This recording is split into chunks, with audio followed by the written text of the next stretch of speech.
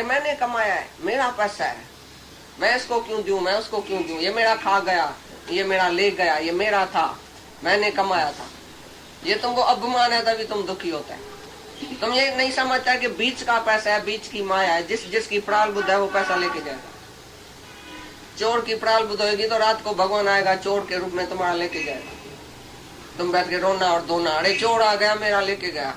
अरे भगवान बोलता है मैं तुम्हारा पैसा उसको देना चाहता हूँ, उसकी प्राल बुद्ध है, तो तुम्हारे से लेके जाएगा वो, तुम बैठ के रोएगा। तो भगवान का देखो माया क्या है, और तुम बोलता है मैंने कमाया, मैंने दिया, मैंने दान किया, मैं अच्छा आदमी हूँ, मैंने सत्य कर्म किया, तो जाओ नर्क में।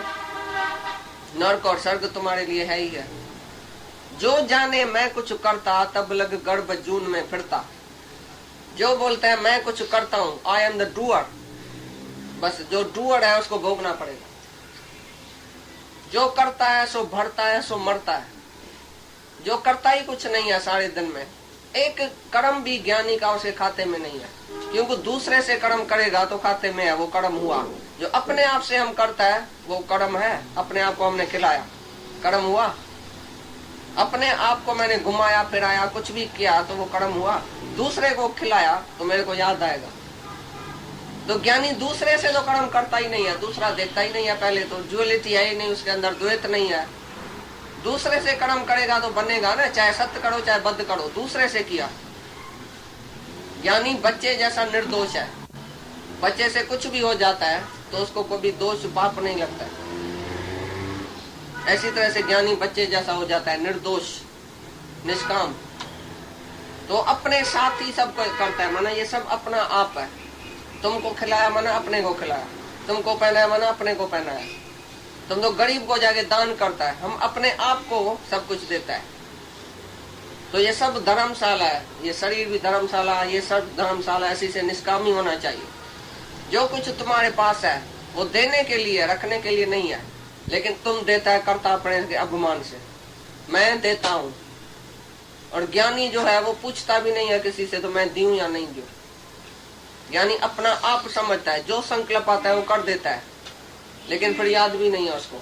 तुमको हमेशा याद रहेगा, क्योंकि जीव भाव में जो है देह अध्यासी, कुछ भी करता नहीं है तो भी करता है। तो करेगा तो कैसे नहीं याद आएगा। अरे तुम कुछ नहीं करता है तो भी याद है मैं करता हूँ। खाली बोला मैं हूं माना मैं करता हूँ। और ज्ञानी 1000 कर्म करते हुए भी उसको एक याद नहीं है कि मैंने कुछ किया, क्योंकि मैं ही नहीं हूं तो मैंने किया कब। इधर भगवान का राज है, आता भी भगवान है, जाता भी भगवान है, वक्ता भी भगवान है, श्रोता भी भगवान है, ज्ञान भी भगवान है, सब भगवान ही भगवान है। तो मैं कौन हूँ देने वाला, मैं कौन हूँ लेने वाला? कोई लेने वाला देने वाला है ही नहीं। तुम दुनिया में त्रिपुटी में रहता है, मैं हूँ ये है चीज है। मैं गरीब को वस्त्र देता हूँ, मैं गरीब को दान देता हूँ, मैं शाहूकार हूँ, ये गरीब है और ये पैसा है। तुम 3 में पड़ा है त्रिपुटी में, तो तुम्हारे से कर्म होता है, कर्म बनता है। जो नहीं द्वैत में है, नहीं त्रिपुटी में है, नहीं दूसरा देखता है, नहीं 3 देखता है, उसी से कर्म बनता ही नहीं है। वो अपना आप देखता है, इसके लिए वो निष्काम है। समझ में आई बात या नहीं? समझते हैं या नींद आती है? तुम उद्धार के लिए आओ। तुम बोली मेरा बाप सुखी हो जाए, माँ सुखी हो जाए, पहले भाई सुखी हो जाए, पीछे पिछाड़ी को मैं सुखी होऊंगा, तो मर भी जाएगा, कोई सुखी नहीं होगा। हर एक को अपना उद्धार पहले करने का। पहले अपना उद्धार करो, पीछे सब दुनिया का काम होएगा। तुमने पहला काम पीछे रखा है और पीछे वाला काम पहले किया है। तक्कड़ हुई तुमको, मैं शादी करूंगा, पीछे मैं बच्चा करूंगा, पीछे मैं दुनिया का मजा लूंगा। जब वो बुढ़ा होगा तब भी आएगा सत्संग में। तो बुढ़ा तो नींद करने आता है, सभी सत्संग में जाओ देखो सब नींद करता है। अरे जवानी का मगज किधर गया तुम्हारा? ये मेधा शक्ति जो जवानी में इकट्ठी करते हैं आदमी, जो ब्रह्मचर्य की शक्ति है, उसी से ही ज्ञान लगता है।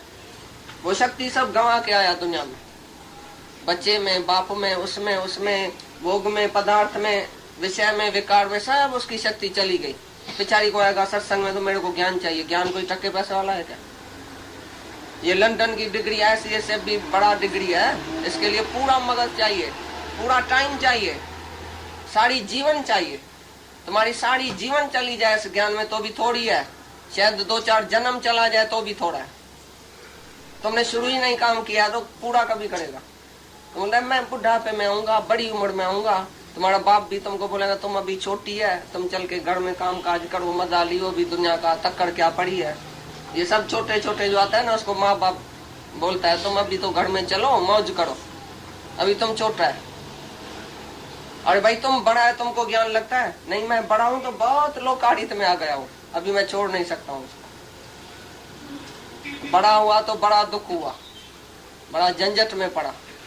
कैसे बड़ा भी नहीं आ सकता है, छोटा फिर भी आ सकता है, और बड़ा तो बिल्कुल नहीं आ सकता है, क्योंकि उसकी लोकाड़ित बढ़ गई, उसकी दुनिया बहुत बड़ी घेरा बड़ा है, उसको छोड़ने में देरी लगेगी।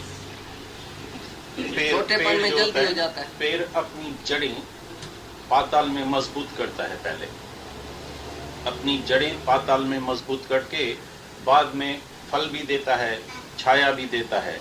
वो जैसे ऊपर से दिया लेकिन खुद जो है अपने में मजबूत हो बैठा है। ऐसी तरह से ज्ञानी भी पहले अपनी जड़ें जो है वो पाताल में मजबूत करता है, सजग रहता है, जागृत में रहता है, आत्मा में रहता है, सुजाग रहता है। फिर ऊपर से जो फल निकलता है, छाया जो सबको मिलती है, वो सब ऊपर से मिलती है, लेकिन वो खुद में सजग होता है।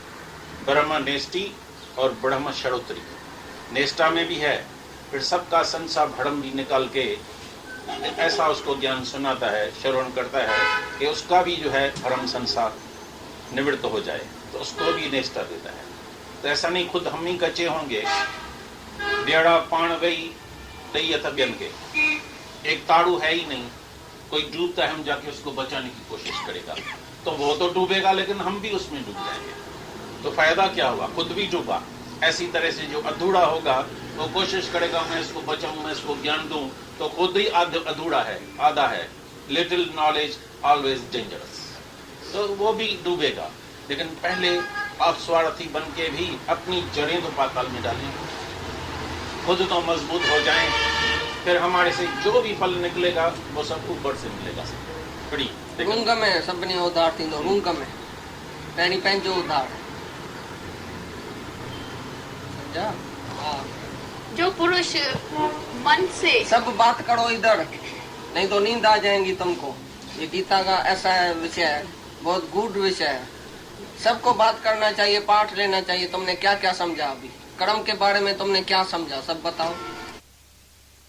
मन से इंद्रियों को वश में करके अनासक्त हुआ कर्म इंद्रियों से कर्म योग का आचरण करता है, वह श्रेष्ठ है।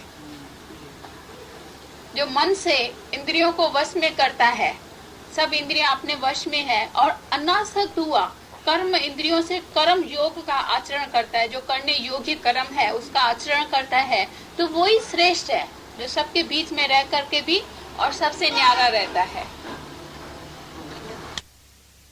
कर्म कोई कर सकता है, लेकिन तुमको निष्कामी बनने का है, हरे को भीतर में निष्कामी बनने का है। तो जो निष्कामी है उससे निष्काम कर्म हो जाता है। लेकिन जहां इच्छा है तो मैं करूंगा कर्म, मेरे को निष्काम कर्म करने का है, तो उधर भी करता भाव आ जाए। कौन सी सेवा करूं, मेरे को बताओ मैं कौन सी सेवा करूं। तुम है नहीं, जो करेगा। तुम निष्काम भीतर में हो जाओ। भाई मेरे को कोई इच्छा और अहंकार नहीं है, किसी भी बात का मेरे को वापसी नहीं चाहिए, फल नहीं चाहिए। तो जो निष्काम हो जाता है उसके सामने निष्काम कर्म भगवान भेजेगा ऑटोमेटिकली। तुम्हारे पास कोई ऐसा आएगा जो एकदम तुम्हारे से हेल्प, दो वचन, कोई ऐसी हेल्प उसको मिलेगी, बोलेगा मेरे को तो आज भगवान मिल गया है।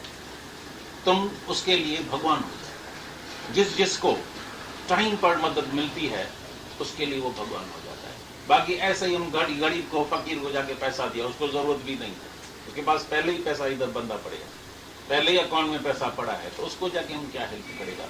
लेकिन टाइम पर, समय पर दुखी है, विधवा है, कोई उसका सहारा नहीं है, कोई बहुत अशांत है, मन उसका जो है अपघात करने का ख्याल करता है, उस टाइम जो उसको हेल्प मिलती है तो वो ऑटोमेटिकली भगवान देखता है, वो निष्काम के पास ही भेज देता है। और जब उसको शांति मिल जाती है तो बोलते हैं बस मेरे को भगवान मिल गया। उसके लिए